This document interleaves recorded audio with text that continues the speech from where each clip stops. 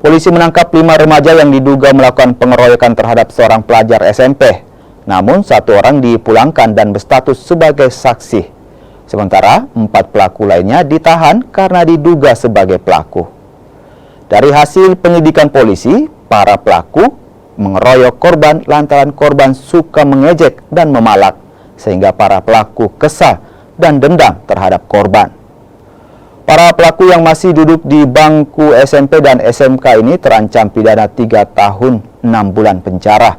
Namun karena pelaku masih di bawah umur, akan diterapkan di pengadilan anak. Motifnya itu karena korban sering meminta atau memalak, apa ya istilahnya memalak?